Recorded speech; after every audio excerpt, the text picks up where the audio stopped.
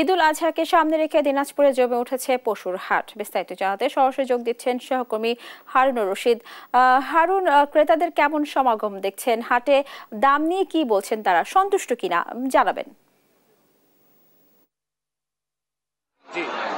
ধন্যবাদ স্নেহা। আমরা দিনাজপুরের সব থেকে বড় যে পশুর হাট, সেই পশুটি পার্বতীপুর উপজেলার আমবাড়িতে অবস্থিত। এই পশু হাটে সপ্তাহে 2 দিন এই হাটটি বসে।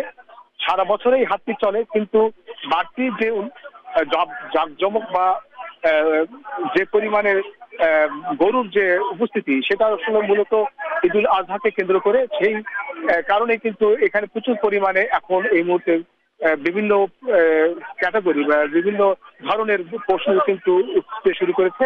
এই মুহূর্তে ঈদের যে পশু কেনা বেচা কেনা করার কথা কুরবানি ঈদকে কেন্দ্র করে, সেটা কিন্তু শুরু হয়েছে।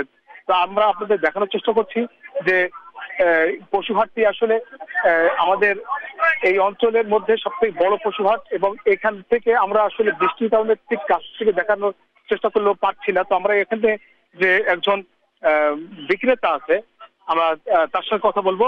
তিনি আমাদেরকে জানাবেন আসলে কি কি ধরনের পশু আপনি নিয়ে আসছেন।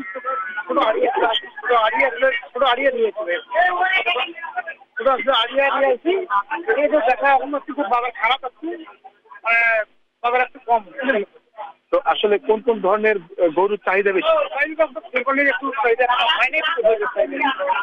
তো আপনারা দাম কেমন?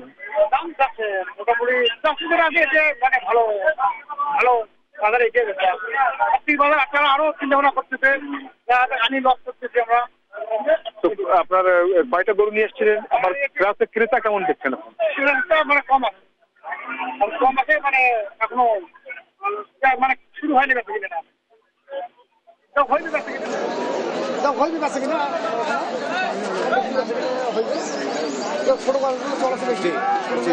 আমরা ব্যবসায়ীদের কাছে জানতে পারলাম যে তারা বলছেন যে ঈদের যে কেনাকাটাটা, সেটা কিন্তু হয়তো আরো 1 সপ্তাহ সময় লাগবে, এরপরেই কিন্তু পুরোপুরি জমে উঠবে ঈদের কেনাকাটা। তো এই ছিল দিনাজপুর থেকে পশুহাট থেকে বিস্তারিত। হারুন, আপনাকে ধন্যবাদ। দর্শক, শুনছিলাম দিনাজপুরের পশুর হাটের সর্বশেষ খবরাখবর।